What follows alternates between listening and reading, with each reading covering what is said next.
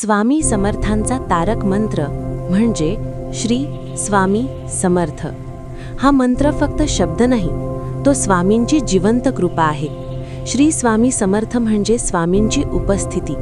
स्वामी म्हणतात, माझे नाव घेतलेच तर मी तिथेच आहे. जेव्हा भक्त श्री स्वामी समर्थ म्हणतो तेव्हा स्वामींचे चैतन्य त्या क्षणी जागृत होते. भक्त एकटा राहत नाही, संकटात अदृश्य संरक्षण मिळते.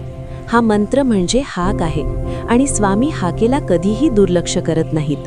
नावातच चैतन्य असते. स्वामी समर्थ सिद्ध पुरुष होते.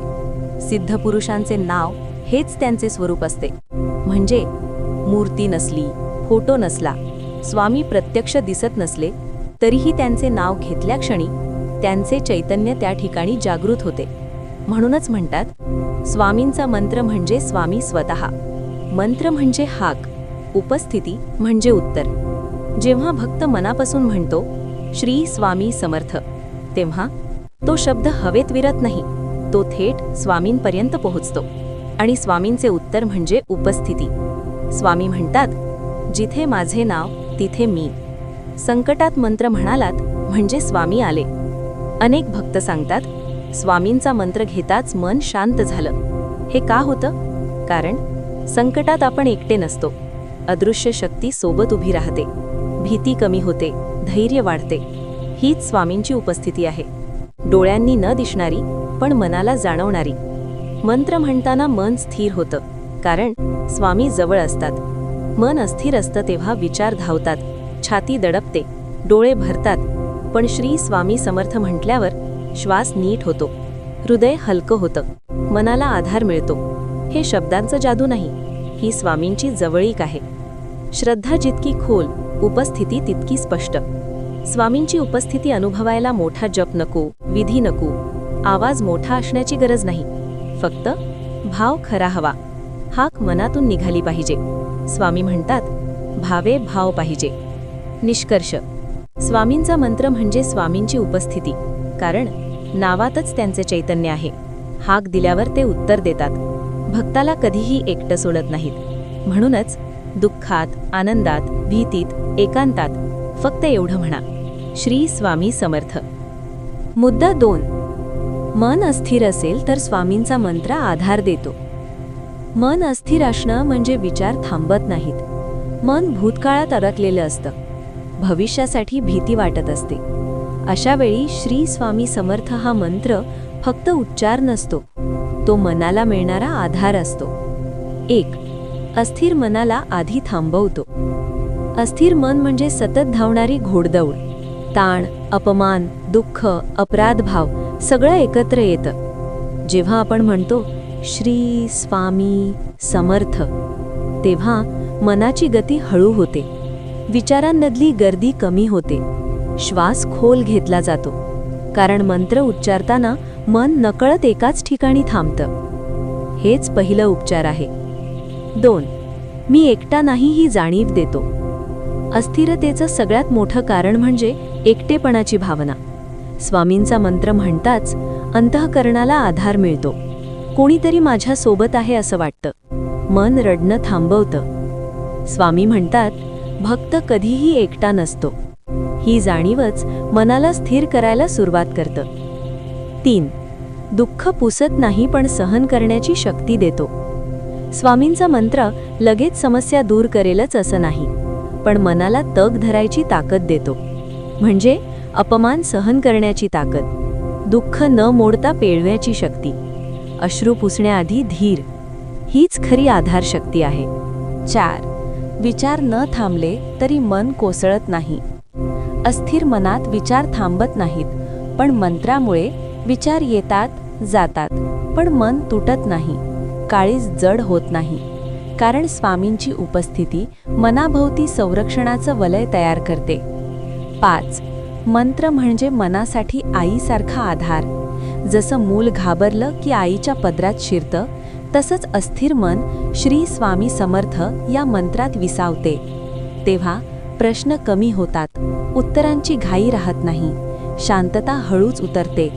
निष्कर्ष, मन अस्थिर असेल तेव्हा उपदेश नको, तत्वज्ञान नको, फक्त आधार हवा आणि तो आधार म्हणजे स्वामींचा मंत्र. फक्त एवढंच म्हणा, श्री स्वामी समर्थ, मी तुझ्यावर विश्वास ठेवतो. मुद्दा 3. कर्मबंधन सैल होते.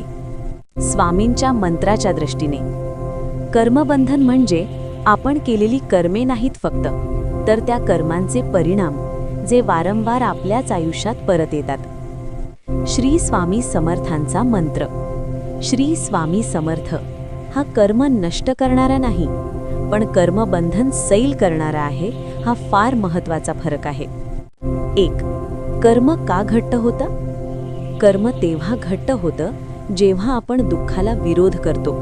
हे माझ्याच आयुष्यात का, असा राग धरतो, परिस्थिती स्वीकारत नाही. राग, अहंकार, तक्रार हे सगळं कर्मबंधन घट्ट करतं. 2. मंत्र स्वीकाराची शक्ती देतो. स्वामींचा मंत्र म्हणताना मन हळूहळू स्वीकार शिकतं. स्वीकार म्हणजे हार नाही. स्वीकार म्हणजे हे आलं आहे, मी याला धीराने सामोरे जाईन. जेव्हा स्वीकार येतो, राग कमी होतो, तक्रार थांबते, कर्माचा दाब कमी होतो. यालाच म्हणतात कर्मबंधन सैल होणं. 3. भोग तेच राहतात, पण वेदना कमी होतात. स्वामी म्हणतात, भोग चुकत नाही, पण भक्तासाठी मी बोच कमी करतो. म्हणजे परिस्थिती तीच असते, पण मन मोडत नाही, दुःख सहन करण्याची शक्ती वाढते. हेच कर्मबंधन सैल होण्याचं स्पष्ट लक्षण आहे. 4. मंत्र मन शुद्ध करतो, त्यामुळे नवीन कर्म जमत नाही. कर्म 2 प्रकारचं असतं. 1. जुने साठलेले. 2. नवे तयार होणारे.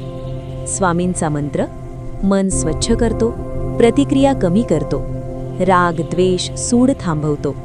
जेव्हा प्रतिक्रिया थांबते, नवीन कर्म तयार होत नाही. जुनी साखळी हळूहळू तुटू लागते. मुद्दा 4. दुःख कमी होण्याआधी श्रद्धा वाढते. स्वामी समर्थांच्या दृष्टीने बहुतेक भक्त मनात म्हणतात, स्वामी आधी दुःख काढा, मग मी शांत होईन. पण स्वामींचा मार्ग याच्या उलट आहे. स्वामी आधी श्रद्धा वाढवतात आणि मगच दुःख कमी करतात.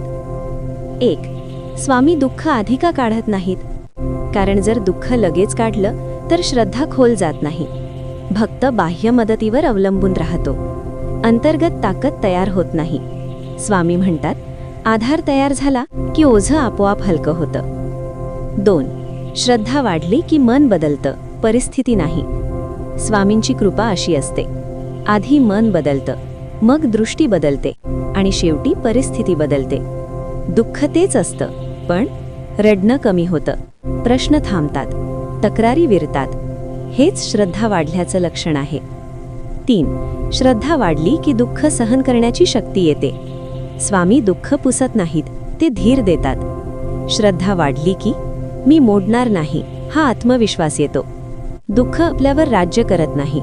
अश्रू असतात, पण हतबलता नसते. यालाच म्हणतात आतून बळकट होणं. 4. स्वामी भक्ताची परीक्षा घेत नाहीत, भक्ताला घडवतात. लोक म्हणतात स्वामी परीक्षा घेत आहेत, पण खरं म्हणजे स्वामी भक्ताला आतून घडवत असतात. श्रद्धा वाढवून अहंकार वितळवतात, अपेक्षा कमी करतात, पूर्ण समर्पण शिकवतात आणि मग दुःख कमी होण्याचा मार्ग उघडतो. मुद्दा 5. शेवटच्या क्षणी तारून नेणारा मंत्र. Deep explain. स्वामी समर्थांच्या दृष्टीने शेवटची क्षण म्हणजे शरीर थकतं, श्वास अनियमित होतो, मन भयाने आणि आठवणींनी भरून जातं. त्या क्षणी माणसाकडे संपत्ती, नाती, यश काहीच उपयोगी पडत नाही. उपयोगी पडतो तो मनात साठलेला नामस्मरणाचा आधार.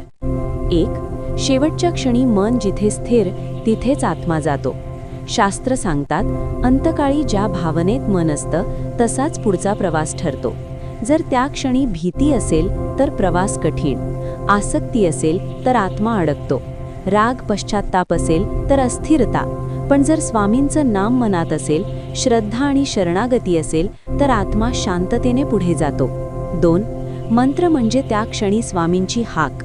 श्री स्वामी समर्थ हा मंत्र शेवटच्या क्षणी शब्द म्हणून नाही, सवय म्हणून नाही, तर हाक म्हणून बाहेर येतो. आणि स्वामी म्हणतात की ज्याने मला आयुष्यभर हाक मारली त्याला मी शेवटी सोडत नाही.